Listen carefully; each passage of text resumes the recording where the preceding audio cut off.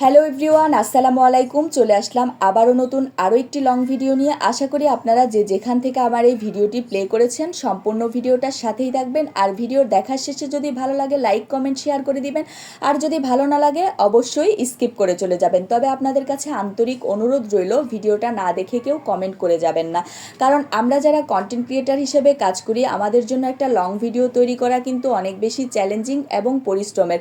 এতটা পরিশ্রম করে একটা ভিডিও তৈরি করার পরে যদি আপনারা ভিডিও রিলেটেড কমেন্ট না করেন, যা তা একটা কমেন্ট রেখে চলে যান, তখন কিন্তু অনেক বেশি খারাপ লাগে এবং ভিডিও তৈরি করার ইচ্ছা শক্তিটাই হারিয়ে যায়।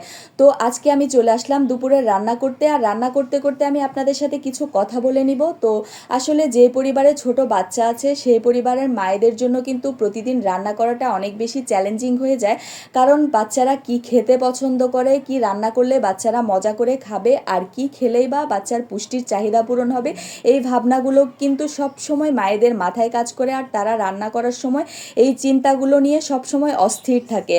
আর এখনকার বাচ্চারা তো একেবারেই সবজি খেতে চায় না, মাছও খেতে চায় না, তারা সব সময় মাংস অথবা ডিমই খেতে চায়। আমি বেশ কিছুদিন ধরে অনেক আপুদের ভিডিও দেখেছি যেখানে তারা বলেছে যে বাচ্চারা ডিম খেতে চায় নাই চিকেন খেতে চায়। সেম আমার অবস্থাটাও একই রকম। আমার ছেলে মেয়ে দুজনেই কিন্তু ডিম অথবা চিকেন এই দুইটাই কিন্তু খেতে অনেক বেশি পছন্দ করে। যদিও তাহিয়া একটু সবজি বা মাছ খায়, আমার ছেলেটা কিন্তু একেবারেই সব সময় চিকেন অথবা ডিম ভাজি, ডিম ভুনা অথবা ডিম দিয়ে আলু রান্না কিংবা ডিম দিয়ে মিষ্টি কুমড়া রান্না, এই তরকারিগুলোই ও বেশি পছন্দ করে থাকে। সেই জন্য সপ্তাহে কিন্তু 2-3 দিন আমাকে ডিম রান্না করতেই হয়।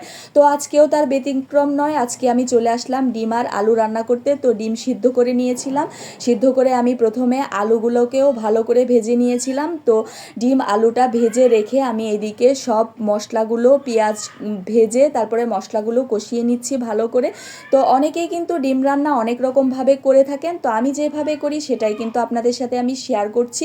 আমি কোনো রেসিপি শেয়ার করছি না, আপনারা চাইলে এভাবে রান্না করতে পারেন, খেতে পারেন, অনেক মজা লাগে কিন্তু এভাবে রান্না করে খেতে। বিশেষ করে বাচ্চারা কিন্তু অনেক বেশি পছন্দ করে এই রান্নাটা, আর আমার বাচ্চারা তো অনেক মজা করে খায়।